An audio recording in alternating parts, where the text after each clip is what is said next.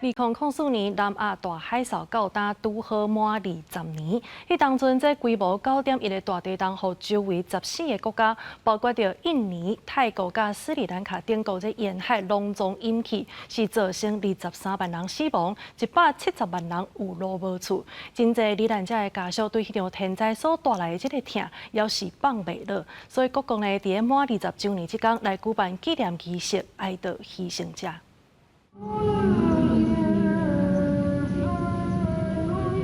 在个梦园内底，妇女听到悼念的歌，头日日替南亚大海啸牺牲者祈祷。Kita kehilangan lah bang kan namanya juga keluarga kita, apalagi abang kita, kakak ipar kan anaknya.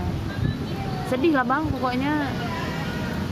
Yang nggak orang rasain lah gitu kan beda-beda lah kan ininya kan ya sedih lah bang kehilangan keluarga. 2004年12月26，印尼苏门答腊外海9.1地震造成南亚大海啸发生，和苏发海峡周围国家，包括印尼、泰国、斯里兰卡这些所在，差不多23万人罹难，170万人无厝通转去，到暂时还有人下落不明。各国嘛伫满20天的这一天举办纪念仪式，追悼牺牲者。这场天灾在印尼都有超过17万人罹难，在印尼亚齐省的亚齐地区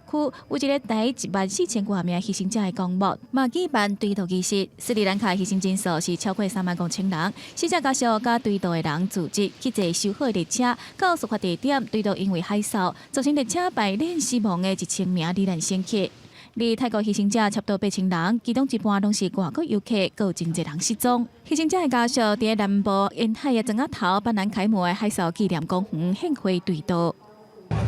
แต่พี่สาวกลางคืนเราก็โทรคุยกันปกติแต่พอ มาณวันนี้เมื่อ20 ปีที่แล้ว。伫泰國南部臨海潘雅會一間飯店，個會舉辦海嘯的紀錄片放映會，也有政府的追悼儀式，甲非官方團體就業活動，會喺無同所在舉行。除了這國家，包括索馬利亞、馬爾地夫這國家，都有上百人喺這場地震內底犧牲。雖然20年過去了，不過這場世紀浩劫，到暫時依然無法度平復幸存的人，也有罹難者家屬的痛。公視新聞台是董炳玉。